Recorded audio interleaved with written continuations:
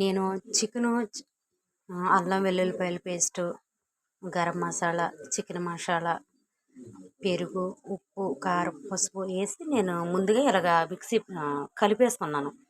ఎందుకంటే దీని టేస్ట్ బాగుంటుందని చెప్పేసి నేను ఇలాగ నీట్గా కలిపేసుకున్నాను. ఉల్లిపాయలు ఇలాగ ఎర్రగా వేగిన తర్వాత ఇది నేను ముందుగా కలిపి పెట్టుకున్న ఈ మసాలా చికెను నేను ఇప్పుడు ఇందులో వేస్తున్నాను. చూడండి, నేను ఇందులో వేస్తాను. ఇందులో వేసి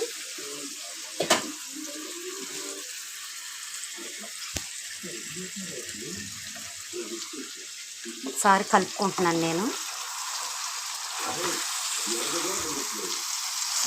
ఇలా కలుపుకోవాలి నీట్గా చక్కగా. ఇలాగ కనిపిస్తుందో మీకు? ఇలాగ నీట్గా కలుపుకొని, వర్షం పడుతుంది, చక్కగా చల్లగా ఉండే పైన వాతావరణం. ఇప్పుడు ఈ చికెన్ చక్కగా వేడివేడిగా తింటే ఎంత బాగుంటుందో కదా, చాలా బాగుంటుందండి. అంటే నేను మామూలుగా అయితే నేను వేరేలా ట్రై చేస్తాను, కానీ ఇప్పుడు ఎందుకనో ఇలా ట్రై చేయాలనిపించి ట్రై చేశాను.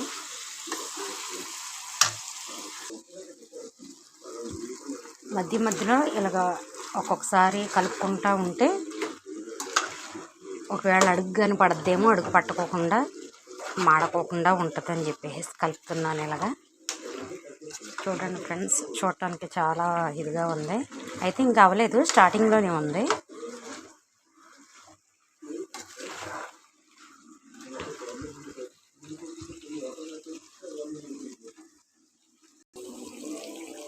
కొద్దిగా ఇందులో వాటర్ పోసుకుందాం. వాటర్ పోసుకుంటే ముక్క బాగా ఉడకడానికి ట్రై అవుద్ది అన్నమాట. ఇది ఒకసారి వాటర్ పోసుకుని జాయిగా అలా కలుపుకుందాం. ఇప్పుడు కలుపుకున్నాక ఒక 5 నిమిషాలు సిమ్లో, లో ఫ్లేమ్లో ఉడికించుకుందాం.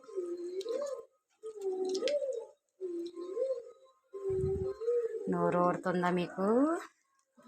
నాకు తెలుసు, నాకే నోరు ఊరుతుంది, మీకు నోరు ఊరదేంటి? సరే,